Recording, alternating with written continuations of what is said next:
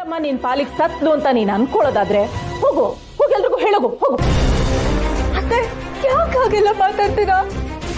ನೋಡೋ, ಈ ಇಂದ್ರಮ್ಮ ಏನ್ ಹೇಳ್ತಾಳೋ ಅದನ್ನೇ ಮಾಡಿ ತೋರಿಸ್ತಾಳೆ. ನೀನ್ ಈ ಮನೆ ಹೊಸಲ್ ದಾಟಿ ನೀನ್ ತವ್ರ ಮನೆ ಉದ್ಧಾರ ಮಾಡ್ತೀನಿ ಅಂತ ಹೋದ್ರೆ ನೀನ್ ದಾಟೋದು ಹೊಸಲಲ್ಲ, ನನ್ನ ಹೆಣ.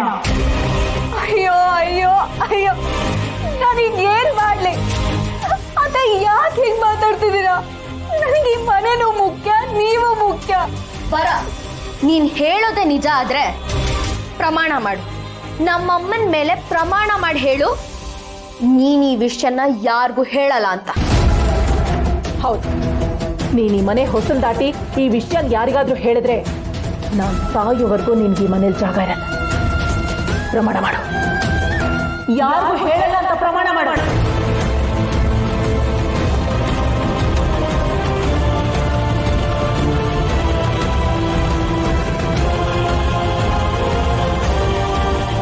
ಏನ್ ವರ ನೋಡ್ತಿದ್ಯಾ? ಅಮ್ಮ ಹೇಳ್ತಿದಾರಲ್ಲ, ಪ್ರಮಾಣ ಮಾಡು. ಪ್ರಮಾಣ ಮಾಡು. ಯಾರಿಗೂ ಹೇಳಲ್ಲ ಅಂತ ಪ್ರಮಾಣ ಮಾಡು.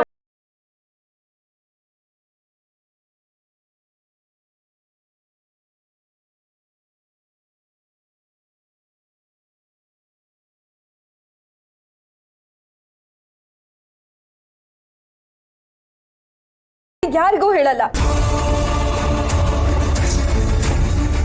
ಆದ್ರೆ ದೇವ್ರೊಬ್ಬ ಇದ್ರೆ ಖಂಡಿತವಾಗ್ಲೂ ಯಾರಿಗೂ ಅನ್ಯಾಯ ಆಗೋದು ಬಿಡಲ್ಲ.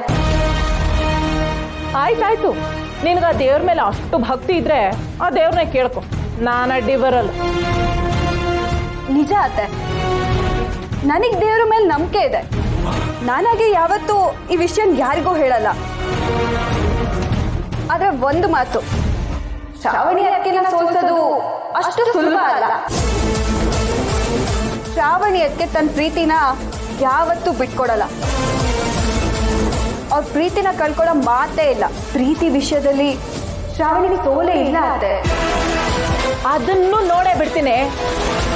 ಆ ಶ್ರಾವಣಿ ಎದುರು ಹಾಕೊಂಡಿರೋದು ಈ ಇಂದ್ರಮ್ಮನ್ನ. ಇಂದ್ರಮ್ಮ ಅಂದ್ರೆ ಬೆಂಕಿ.